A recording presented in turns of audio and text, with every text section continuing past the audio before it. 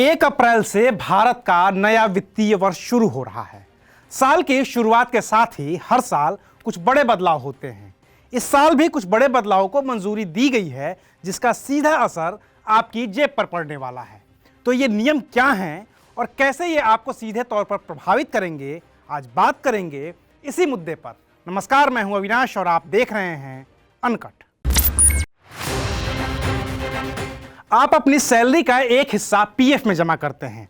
उस पीएफ पर आपको ब्याज भी मिलता है।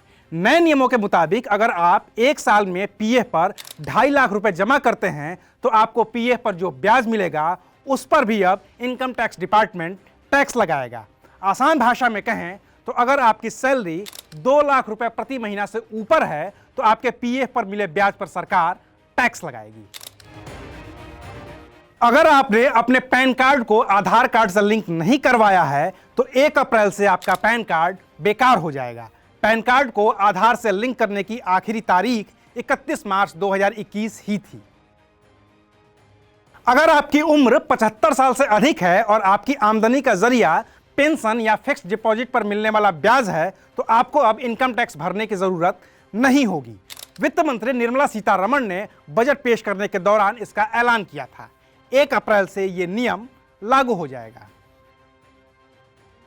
अगर कोई इनकम टैक्स नहीं भरता है तो फिर इनकम टैक्स की धारा 206 AB के तहत उसे 2 गुना टीडीएस देना पड़ेगा। इसके अलावा जो फ्रीलांसिंग के जरिए कमाई करते हैं उन्हें अब 7.5% टीडीएस की बजाय 10% का टीडीएस देना पड़ेगा।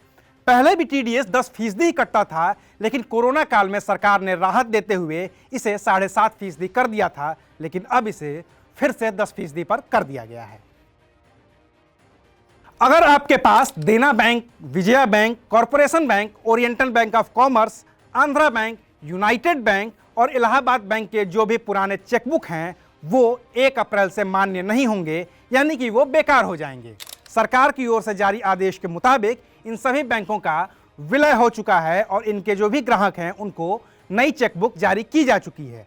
अगर आपका भी खाता इन बैंकों में है और अब तक आपने अपनी नई चेकबुक नहीं ली है तो तुरंत नई चेकबुक ले लें, क्योंकि पुरानी चेकबुक आपके लिए किसी काम की नहीं है।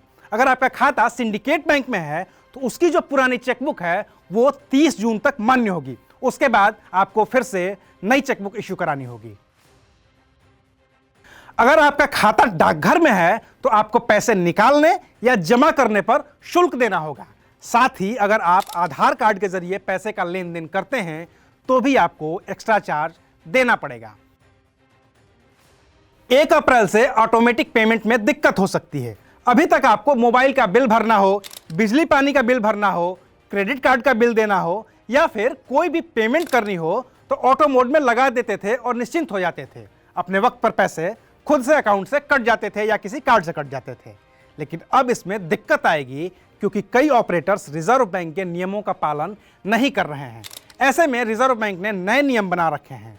रिजर्व बैंक ने कहा है कि अगर 5,000 रुपए से कम का पेमेंट है तो 5 दिन पहले ही ग्राहक को एक नोटिफिकेशन भेजना होगा। अगर ग्राहक हाँ करता है तभी ऑटोमेटिक पेमेंट हो सकेगी। अगर ये पेमेंट 5,000 रुपए से ज़्यादा की है तो फिर OTP के जरिए ही पूरा ट्रांजैक्शन हो पाएगा, नहीं तो नहीं होगा।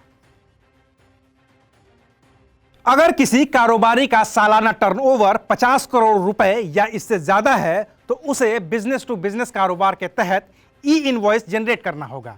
देश में करीब 90 लाख ऐसे कारोबारी हैं जिनका सालाना टर्नओवर करीब 50 करोड़ रुपए या इससे ज्यादा है और अब इनको ई-इनवॉइस जनरेट करना होगा।